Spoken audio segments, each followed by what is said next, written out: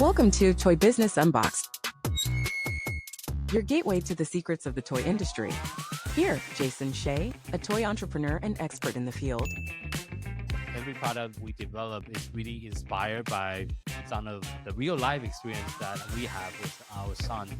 60% of all toys last year were sold on Amazon, which is incredible. Be passionate about it because it's a road, it's a journey. Like when you have an idea that you think is like gonna somewhat like change the world, make things better, I'd say go for it. We'll guide you through the enchanting world of toy design, marketing, and manufacturing. Now let the unboxing begin. Hi, welcome to another episode of Toy Business Unboxed. Today, we're thrilled to have Brian, a seasoned business lawyer, over 25 years of experience. He's also a partner and chair of Emerging Business Group with Snell and Welmer Law Firm, joining us on the podcast. And Brian has advised countless entrepreneurs and growing companies across various industries. And he's here today to share some of the valuable insight into commercializing toys, whether or not you're at the start of your journey or looking to expand your toy brand, from protecting your IPs to forming partnership and raising capital. Brian really brings a unique real-world perspective to help you grow your toy business. So thank you so much for joining us on the podcast today, Brian. Yeah, thanks for having me. Good to be here. So let's start out with, first of all, before we go and kind of talk about the commercializing of the toys, can you kind of share a little bit about your background and how you actually got started doing what you do? I think that even within law, there's a lot of different paths you can choose. What do you choose to do the current career that you're currently working on? Yeah, no, I contemplated a number of different fields, including the medical field, and decided kind of in my senior year of high school, I was probably better suited to the law firm world. So from then on, kind of had a fairly clear path to getting where I wanted to go. I started out like most lawyers doing a variety of things, both some private companies, some public companies, and realized pretty quickly I was interested in the kind of private company side. Then I left about a year and a half in to start my own startup, my own company, which I started, raised capital for. It was in the software space, and that experience ultimately wasn't able to sell the company for $100 million and retire because I'm sitting here today.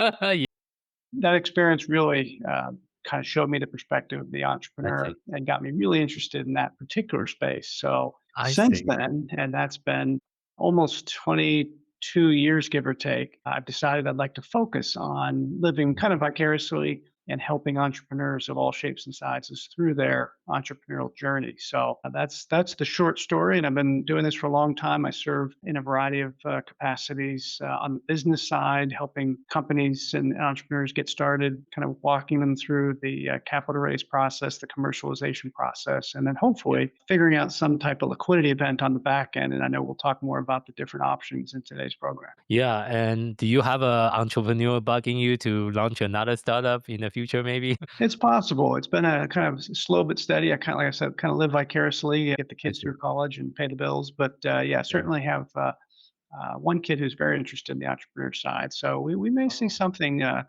come up again. A lot of people have come up and asked to kind of participate in their venture in one way or another.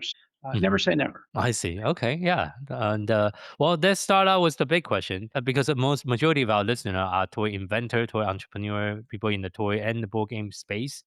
What would be the first step for like the toy and the game inventor should take when they want to commercialize their product? Yeah. So I think there's really three main paths to doing it, and I think thinking through what's involved in each of those paths and kind of the pros and cons of them is a good first step, kind of figuring out what do you want to do. So path one would be you do it all yourself. Decide, hey, I've got a good potential toy here. I really want to take it the distance. I want to develop it. I want to manufacture it. I want to get it to market. I want to do the whole entrepreneur thing. That's option one. Option two would be to develop it to a certain point where you've got a prototype, you know it's viable. You've maybe gotten some interest in it. You've shown it to potential users, and they're excited about it. And then you go ahead and find a manufacturer to license your idea, and then they take it the distance.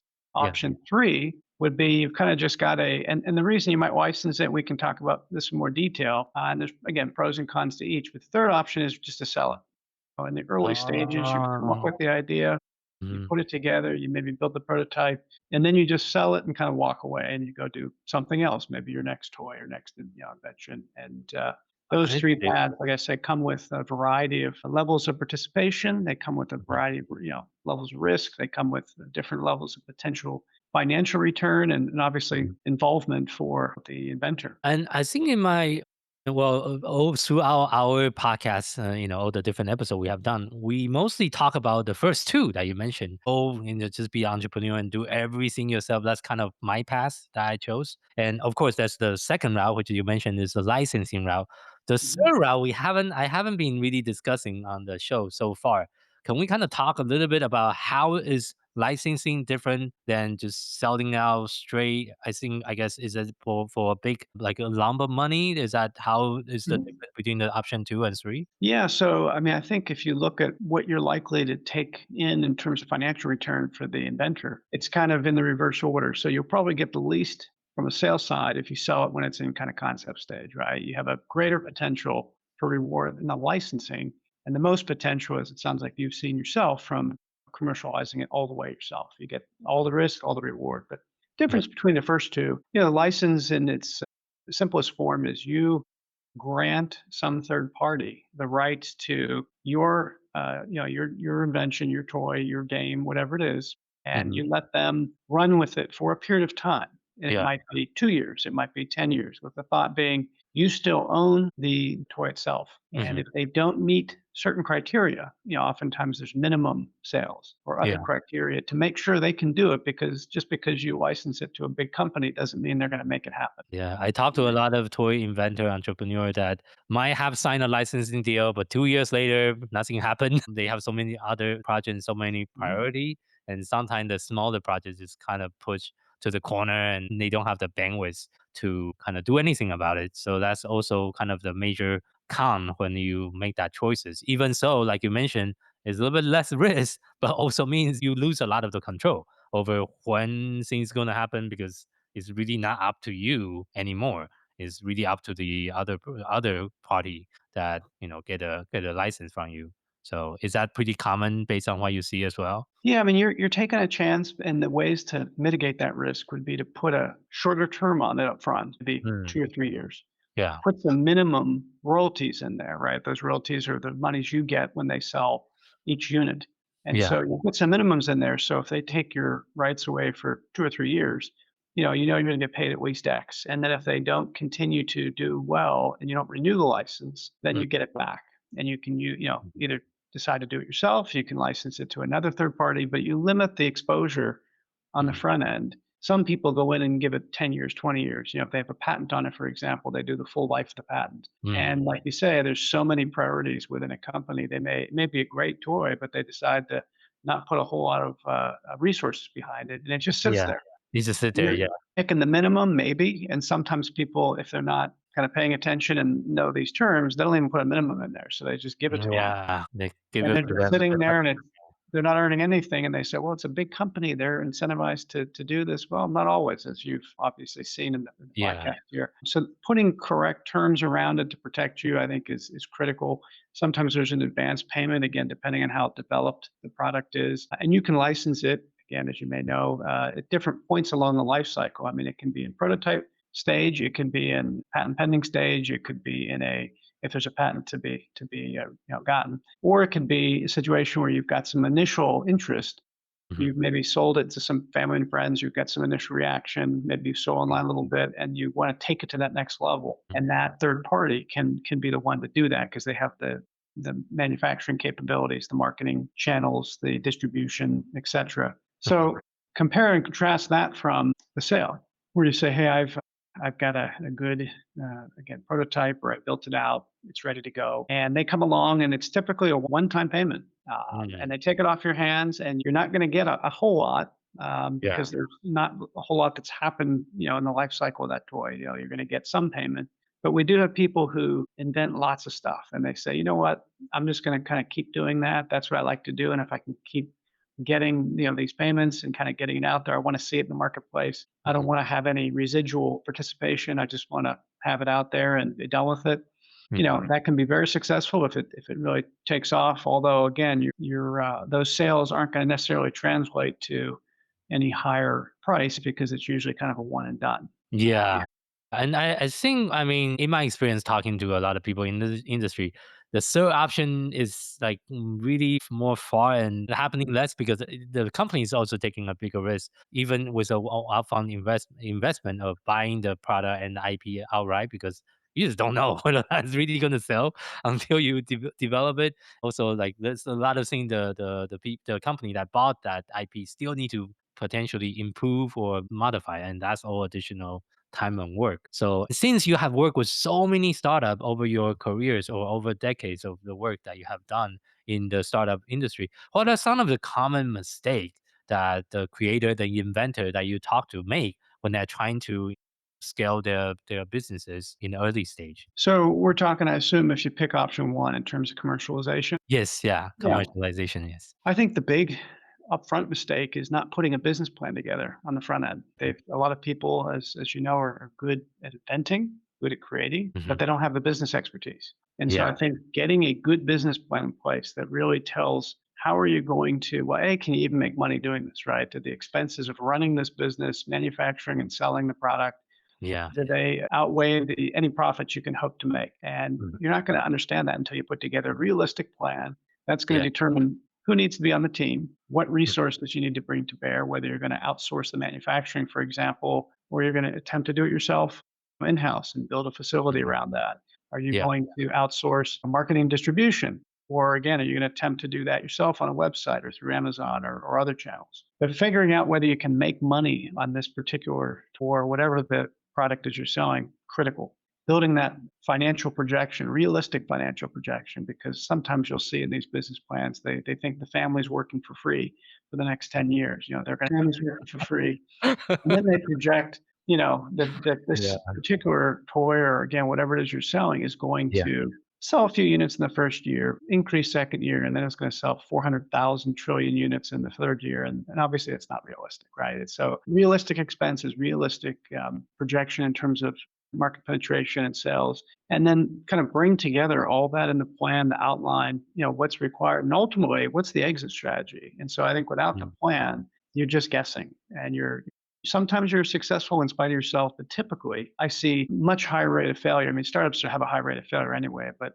even Yeah. within those that succeed versus fail, that the rate is much higher failure rate if there's no plan in place. So that's number one. Mm. Two, you want to get experts around you that do what you're not good at, right? If you're good at Yeah. inventing, but you don't know how to do the legal stuff, or obviously the financial, or to do the marketing, or to figure out how best to manufacture it and put systems in place to do that. I mean, all these are different skill sets. So I think kind of Yeah. building the A team around you Mhm. is another thing that people tend not to do. And it doesn't mean you need to bring everyone on board and pay them for a full time, full week day one, right? Some people you might use sporadically, but you put the team around you to be able to flesh out those areas that they're not good at, you don't want to be bothered with, you don't have the expertise in. The other thing is not raising enough capital. It always costs more than you think. Mm. Always costs more, and sometimes it's Uh, 2, 3, 10 times more. And so mhm. people attempt to do it with kind of a shoestring budget and say, hey, we'll just self fund it, and not realizing that How much is actually yeah, cost? you'll get made. You're going to have to redo that. Maybe there's a bad shipment of the product that comes out, and someone's Mhm. got to pay for that. There's a need to evolve the product, which many toys do, as do Mhm. all products. And you say, hey, the first iteration didn't sell too well, but we got a lot of feedback, so we're going to iterate it. Well, that's Mhm. now you've got, what do you do with the first run? Well, you might have to eat that cost and then retool and get it out a second time. So, I think the other big thing, and there's others we can talk about, is what's the exit strategy? Is Mm. the goal to kind of run this thing until the popularity declines and you kind of just wrap it up? Is it to build it to a certain point and sell it? This is the first of many toys or whatever, and you're going to build a company and a brand that's based on multiple components there. Difficult to scale and sell if that's the goal, is ultimately sell it and have a good return with just Yeah. one. So, and I'm sure you have lots of companies where it's a one product, Yeah. one show there. Buyers aren't going to be that interested if it's like, well, the whole revenue is contingent on this one thing. Popularity comes and goes. Yeah. And so, having a strategy to kind of have a brand and I think that's the final thing I'll mention, is having a brand kind of Mm. around that product and protecting the IP, and I know we'll probably talk about that a little bit associated with it, whether it's trademarks, patents, et cetera, and taking the steps and investing the dollars upfront, Hmm. because, especially in the toy industry, it's so easy to knock things off. I mean, it's Yeah, yeah. extraordinarily easy. Mm, And putting that protection in place, sometimes it's only a trademark. Ideally, if there's a patent available to get that, even mhm. if it's just pending initially, huge competitive advantage once you get out there. And lots of people just don't want to spend the time, money, or effort to really invest in those things and find out, month two, there's three competitors already in the marketplace, and there's not a whole lot you can do if you haven't taken steps to protect yourself. Yeah, yeah, yeah, yeah. I actually, some of the toy we develop have that same exact issue that you just mentioned. We have a lot of copycat. I think in the hindsight, it's just the type. Sometimes the type, it depends on the type of toy you're launching. It's pretty hard to get a IP around it. It depends on, of course, how sophisticated the design is. But I want to transition to one of the big, like the big elephant in the room is capital, because if you Mhm. want to do the first commercialization route, which is a lot of the people I'm talking to, that's what they are working on. Sure. And that's something we also help support them with the work we do at Toy Launch. And how can the toy entrepreneurs raise fund in the initial stages if they need to bring their product to the market? Any tip for those starting out? Yeah. So I help companies in a variety of industries raise capital all the time.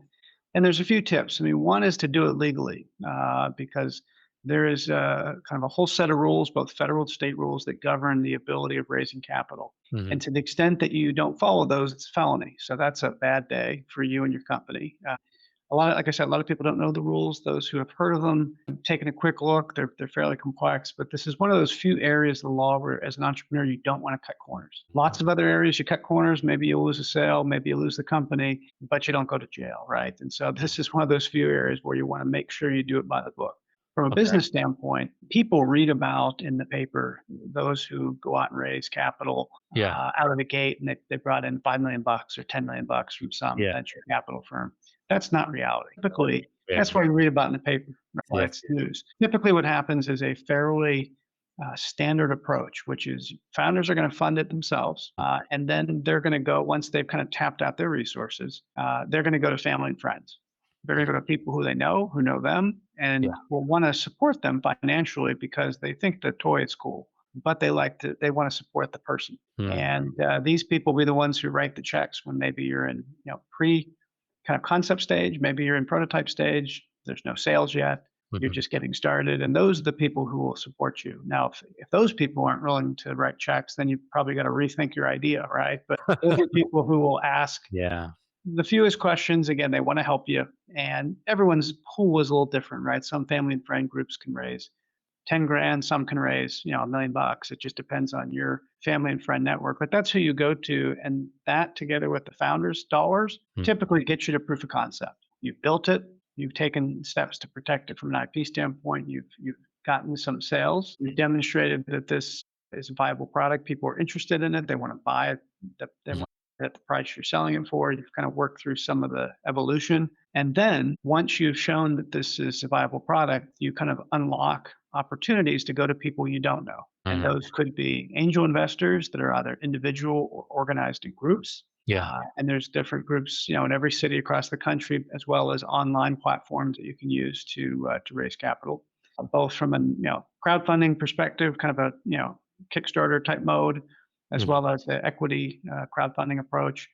And then once you've really demonstrated the viability, you've generated revenue, you've got a track record. At that point is typically when an institutional player, if needed, right? And you may not decide not to go to that route for different reasons, but if Mhm. needed, and you say, "Hi, I need $5 million to really get this thing blown out globally, for example, or nationally." That's where those folks would step in to make that investment. But typically, they're fairly risk adverse, so they want to know that especially in a space like this, you've shown it's viable, and you're now in growth mode as opposed to proof of concept mode, if that Mhm. makes sense. Yeah. From a business standpoint, legal standpoint, those are the kind of the main takeaways. But it is a very difficult process. It's probably the most painful thing. Yeah. Yeah. And it's not always you're not always successful. I mean, a lot of people say they're interested. A couple we're working with as we speak, in a couple different spaces. Mhm. Initially everyone was interested. We got $1.5 million ready to go.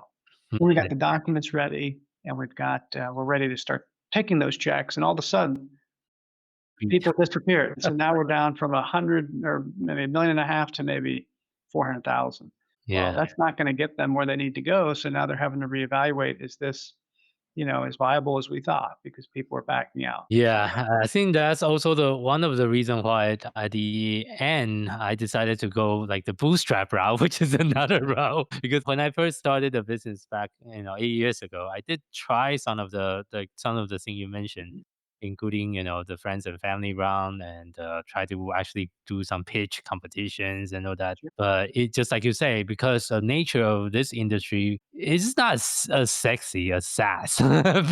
The investor want to invest in SaaS that they can have like 100x return, whereas a toy business is a little bit more of a slower grow because Mhm. because also the margin is lower too. We're talking about Yeah. usually for a toy business net margin about like 20%, whereas like a SaaS like margin is very very different. And when I was trying to do the fundraising myself for my toy business back then, that is like a lot of the pushback I got is like, okay, so how fast can you grow to a figure? How fast can you grow?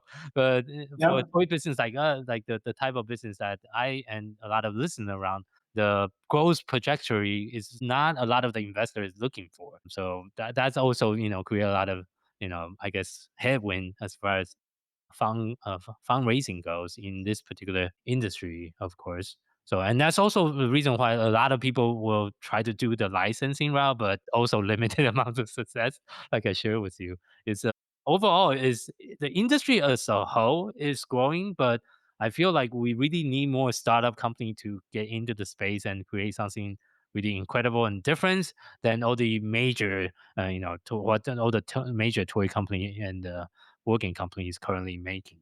So Well, I think you hit on something there in terms of um, the revenue. It might not be $1 billion company, right? That's tough to create, or even $100 million company in the toy space. But what people, I think, and investors and participants we've seen who go into the space realize that a lot of it is luck, right? Is you get the right person to promote it on social media, or it catches on and it kind of goes viral. A lot of, as you know well, a lot of toys, that's what becomes successful versus not. You think of, like coming up on Christmas, right? There's always a toy or two that really takes off, and you have no idea why. yeah, That particular one, like, that's not that exciting, but for whatever reason, that's the thing to buy this year, and so that, yeah, everyone cleans the shelves, right, with it, and I mhm, know that was the case when our kids were growing up. There was always one toy that everyone wanted, and how you get to that point, there's not, unfortunately, unlike you mentioned, software products or other things where you can kinda know what to do to tweak it to get there. It's mhm, really difficult to have a formula for success. It either kinda gets adopted and does so. Maybe it's marginally successful, but the big home runs, there's really no formula to get there. There's a lot of hard work. And then, even with all that, just being in the right place, kind of the right time, having, folks catch on to it is, now we have seen where, and I always call this plan B or C or D, never plan A. uh-huh, But from a kind of a marketing standpoint, to the extent you can get a celebrity endorser or someone to show interest in it, I mean, that can be a very powerful way to do it. Now, it's hard that you can't force that, but to the extent, and this is across a variety of spaces, but certainly this space as well,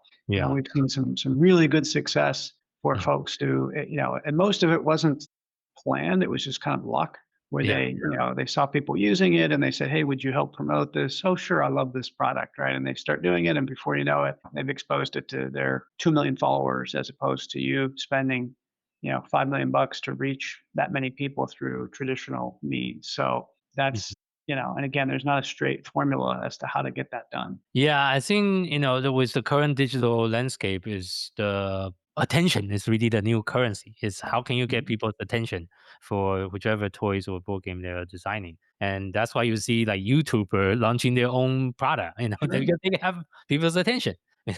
Like Mr. Yeah. Beast launching chocolate, launching burgers and other items, but because they have their attention, and sometimes as a inventor or like entrepreneur that focusing on so much on product development, that's not really their expertise to Right. really create like that creator and the attention of the people and their potential buyer.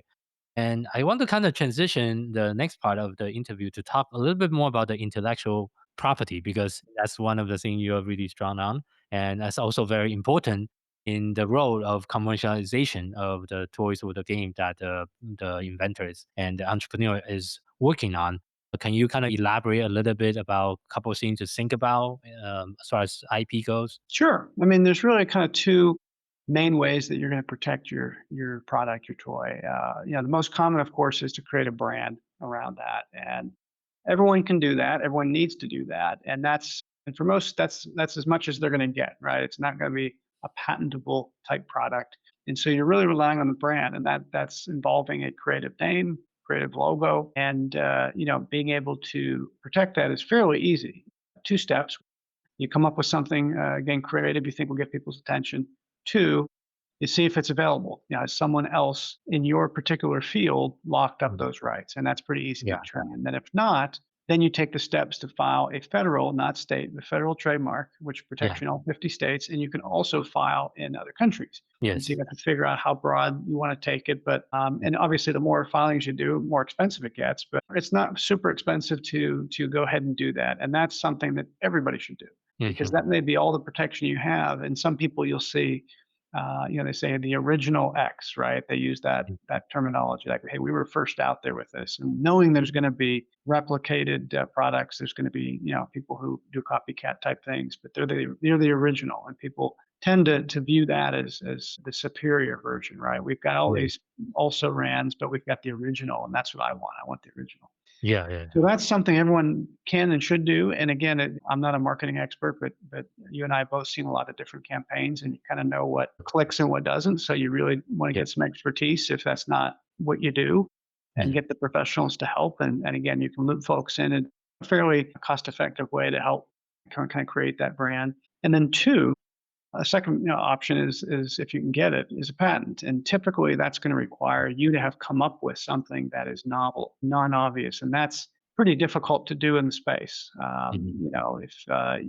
If you can do it, and there's certainly those products out there in the toy space who've accomplished that, but it's few and far between. It's not the standard because usually what you're doing is kind of taking an existing concept and maybe evolving it in a new way, right? And it's hasn't been done before, but it's not necessarily so novel, so non-obvious that you can put a patent around it. But Mhm. it always helps to do that check.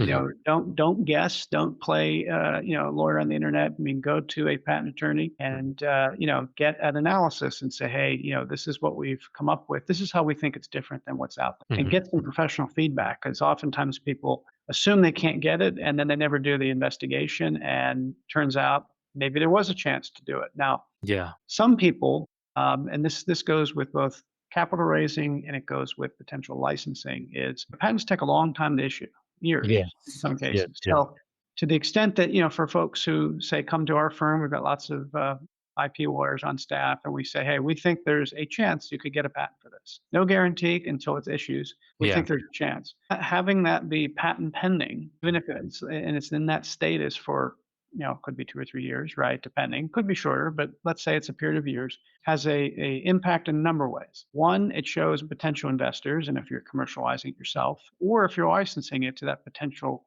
big company you're licensing to, shows that you've taken the steps to protect, which they're Mhm. going to want to know first out of the gate. Hey, did you do everything you can to protect this? Because I don't want to invest in or license necessarily a product that you didn't take the basic steps to protect, right? Because then Mhm. people are going to come in and take it over.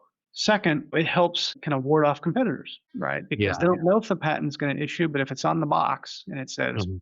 patent pending, at least it is a deterrent for competitors. And if it That's buys true. you a couple of years to maybe deter a few folks out there that would otherwise jump in, that gives you a competitive advantage because you're kind of first to market. You've been able to be only one to market, or at least one of the few, for a period of time. Mhm. And that's all before it issues. On the licensee side, same thing. A licensee is going to want to know that if they're licensing this, what am I paying you for, right?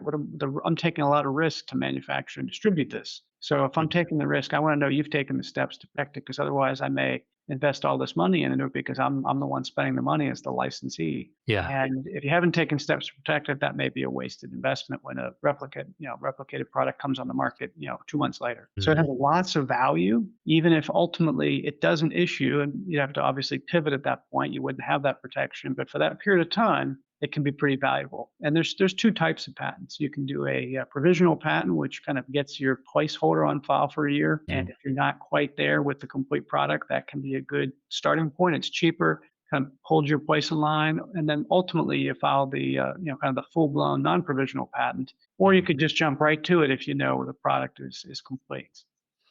Those Yeah. are the main two ways that you're going to kind of protect yourself, as you look to launch. And those are things you want to do, by the way, before you start going public with things. Once you start talking to people about the product, you can lose rights, and certainly on the patent side, and you can also disadvantage yourself from a brand standpoint as well if you don't take steps to protect it before you launch it. So these are things that you do on the front end as opposed to waiting and seeing if it's successful and having one of our colleagues at the firm say, hey, you've waited too long and now you're not able to pursue those rights. Yeah, that's definitely a lot to think about, a lot to digest. And thank you so much for being on the show today. And another question I want to ask is, what is one piece of advice you can give to the aspiring toy creator, toy and game creator who want to really turn their invention into a thriving business? You mentioned a few things already throughout today's interview. Any other thing that you want to add? I mean, I think the tips in terms of, business plan, kind of the A team, I think making sure there's capital available. I think the biggest thing is to be persistent, right? This is a journey. This is not a kind of short event. It's not going to take 2 or 3 weeks. You're going to take lots of risk. I think just going into it knowing that most of these companies don't succeed, and that maybe your third toy or your fourth or your fifth is the one that takes off. I think a lot of people go in, the first one doesn't hit, and they just give up and they say, Yeah, yeah, I tried. I spent 2 years on this, didn't go. I'm going to pack it in. And I think understanding when you go in that it may not be the first one that hits, it may be, particularly in this industry, it may be 2 or 3 down the line. I think that's the best way to approach it because you're going to be in it for the long haul. And if you set up your company, you set up your structure, your team, you'll be able to use those same pieces for the next one, right? And you can create some momentum there. And I think continue to be the kind of related pieces, continue to innovate, right? Continue to be working on stuff, whether it's you or together with your partner or whoever you bring in, so that you have stuff in the pipeline. So again, if the first one doesn't work, you're not waiting 5 more years to bring the next product out. You've kind of got something already cooking. yeah. That That's helps the only you. way to expand is to Mhm. keep launching and innovating new product. So Mhm. Helps yeah. keep you interested, involved, and I think keeping that passion for it is pretty important. But realistic expectations probably the best way to sum all that up, right? Knowing it's a tough path, it's a tough space, but there's lots of opportunities there, and with being able to sell, whether it's on Amazon or other platforms, there's lots of ways that you didn't have historically. Yeah. When I started out, 20 some years ago, you didn't have all these platforms to be able to do Yeah. that. Well, hey, do I get into a big box store and that's the only way I'm going to get out there? Now you have the ability to sell it for very little yourself. And so Yeah. everyone can potentially start and run their own company if they want to. So there's tons of opportunity. You just got to have realistic expectations. For sure, for sure. It's definitely a lot more options nowadays for a smaller player to get into the industry and really make a big difference. And also for those of the listener that is listening, what kind of I guess services and help that you can provide to the creator, and how can people find you online? Yeah, sure. I mean, best way to find us, you can go to our website, which is www.swlaw.com.